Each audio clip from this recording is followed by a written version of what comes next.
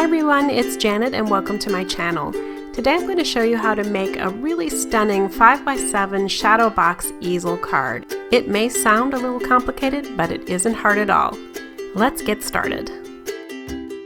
I'm using two brand new releases from Art Impressions for this card. On the left is the ShadowBox window die, and this is the boat window accessory set. It's an addition to the Windows to the World line that they already have. And it comes with that scene with the cabin and the lake, and then also the boat. And the boat has its own die in that set. Included in the ShadowBox window die is the sentiment die that says hello. It's a nice chunky hello in script, and I'm going to use this on these two pieces of cardstock. I cut and layered 4 of them in the plain paper and glued them together. And then this 5th layer is from this very pretty spattered foil cardstock. I'm going to apply that top layer to the other layers by just using some art glitter glue. I'll apply it to the plain hello stack and then set the foiled one on top. To do this, I'm just going to use the art glitter glue across the top of the first 4 layered piece, and then I'll set the other one on top, matching up the edges as much as possible.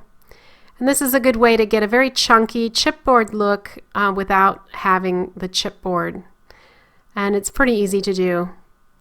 So once that's done, I can set that aside while I work on the rest of this card. Most of the cardstock I use for this card comes from a pad called Secret Gardenia. It's a Recollections brand, and I picked it up at Michael's some time ago. I'm also using a piece of this aqua colored cardstock from Heidi Swapp, My Favorite Things, which is also a little older but also still available. Then I've got this beautiful Star Dream metallic brand paper in Lagoon that I'll use for a mat. Now again, here's my finished piece that I painted and cut out, and I'm going to figure out where I'm going to place it on this card and approximately where I'll place my other elements as well before I get started. This is important because I'm going to be cutting holes for this window, and I need to make sure that I've got it where I really want it, because there's no going back once that hole has been cut into it. So I'm going to use the frame. Now this frame is also part of the ShadowBox window die, which is new, and it really creates a wonderful dimensional look in your card, which you will see soon. Now this is a ruler I use a lot. It's from My Sweet Petunia. It's clear and it has 1/8 measurements on it. So I use it a lot for figuring out my boundaries and also getting things centered and so on. So I use that to make sure that I place my die straight on my cardstock. Because again, if I don't have that straight, it's not going to help me much because I can't redo it. As you saw, I first placed the square die on the main panel and cut it. Now, after that, I attached the main panel to the Star Dream Metallic Lagoon panel with glue and then placed my die back into that cavity and cut it again. So now I have a pass-through through both layers of that cardstock. This is the piece that cuts with the main die that's included with the ShadowBox window die. It has some tabs that are scored into it, and you fold each side twice, and it's a Z-type fold. This is where the magic starts to happen because this forms the shadow box that allows the window to be set back a little bit from the surface of your card. So you could see how this folds in that kind of Z format, and then it's ready for me to put my little watercolor in the center. And of course, this shadow window box die is made exactly to fit the Windows stamp set. So this works for the new release that I'm showing you here, but it also works for all the other Windows to the World stamp sets. To install the ShadowBox element, you place glue on that outer tab and put it behind your cutout window. Then just make sure that as you've got it glued into place, it will fold flat, because of course your card will need to fold flat when it's put into an envelope. You can see now how great that ShadowBox element really is. In addition to the actual ShadowBox die, there comes also this frame that goes on the top, and I made that with 2 layers of cardstock just to give it a little bit more stability. And I layered up the window box below it about 3 times, I think 3 or 4 times, to make that just a little bit chunkier for more dimension again. I decided I would add to the rustic look of this card by spattering it with some white acrylic paint. To protect the little watercolor from that, I just inserted a little bit of paper towel behind that, and now I can spatter it all and not worry about it. I have some watered down white acrylic paint there, and I'm going to use a spatter brush from Tim Holtz and just lightly spatter this acrylic paint all over the card. Now you'll notice as I was spattering that I got my brush a little too close to the bird on the top right hand corner. I actually flicked the brush bristles into that cardstock there, and it created a glob of white that I really didn't want. But I decided right away what I'd probably do is put some additional embellishments there and break up that look so it wouldn't be so obvious that I had spattered too much there.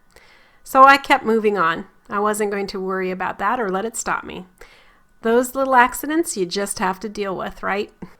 Now I'm going to show you how to make the 5x7 easel card base. It's going to require two 8.5 by 11 pieces of a cardstock. In this case, I've picked a Nina Gold Pearl cardstock. It's got a beautiful gold shimmery finish to it. It's an elegant cardstock, and I thought it would set off these colors and the mood of my card nicely. With the first cardstock piece, I'm going to make two 5x7 pieces. With the third, I need to cut a piece that is 5 inches wide by 7.5 inches long. This piece is going to be scored, so I'm going to flip my cutting surface on the Works tool over so that I can use it as a scoring tool. And I'm going to score at 1/2 inch and at 4 inches. Once I've got my scoring done, then I will fold it where those score lines are and burnish it in with the score tool. This piece is what's going to form the easel part of the easel card, and it's what we will attach the main front panel to, and it allows it to stand up in that easel type format. So I'm going to put my Works tool away and now prepare the tab that I scored at 1/2 inch with glue and attach it to one of the 5x7 pieces. And I'll just make sure that it's flush, that it folds nicely, and I will also take away any excess glue that is seeping out of the edge there. And this is the front of the card, like I said, and it will fold up like this to form the easel. Now here's where I realized I'd made a little error because I needed to put the Gold Pearl 5x7 mat on this, and of course I couldn't do that because there was no hole in it. So, lesson learned, if you're going to do this yourself, remember that and cut the die through all layers of cardstock that you need. But I compensated for this fairly easily. I just used my ruler and I made some tick marks where the edges of the ShadowBox are, and then I connected those lines together, and I was able to form a box shape approximately where the actual box was on the card. I purposely made this a little bit larger than the actual ShadowBox because I wanted to have a little bit of wiggle room in case I cut it not exactly in the center where it belonged or whatever. I just wanted to make sure I had a little room to work with. So in order to figure out where the cut lines are, you know, I have to set the lagoon piece on top and then make some judgments about where that is. And you see I ended up with that square. Then I used my craft knife to cut out the square. Now you could use also that square die. I just didn't think about it, but that would have worked just as nicely if you don't want to take out your craft knife for that. And hopefully you don't make the mistake I did, but if you did, then you could also use that die. Now it fit pretty well, and I had enough room to wiggle it around to make sure I could center that lagoon panel on the Gold Pearl panel. And I went ahead and erased the pencil marks I made, especially on the edges, because that's what's going to show, obviously. And then I was able to place my Gold Pearl cardstock behind the lagoon panel and then move that around to center it. And that fixed my problem completely, and it still looks pretty neat on the back side. It really doesn't appear, I don't think that there was some big mistake back there. Now that my problem was solved, I could go ahead and attach the panel to the base. And you do that by just applying glue to the bottom half of the base, and that allows the front panel to pivot and stand when it's put in the easel position. I purposely chose the easel card format for this shadow box because I thought it would be fun for it to be freed when the card is opened and displayed. There's nothing pushing on the back of it once it's in the display position, so it will pop up and provide that shadow box look. At this point, I decided I would attach the hello greeting I had made earlier, and I'm going to put it in the corner at an angle next to those birds. To create a stopper for the easel card, I cut a couple pieces using the rectangle double stitch die set. I cut a plain rectangle in the Lagoon cardstock and sandwiched it between the two pieces of gold pearl cardstock using some foam tape. This creates a raised area and allows the easel to stop when it reaches that for display.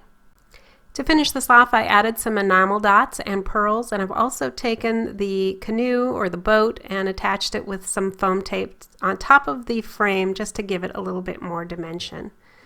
I also decided to put some of those enamel dots and pearls down at the bottom near the sentiment too. On the right is a close-up of the watercolor I did. The glitter or gleam that you see on the water is actually Wink of Stella.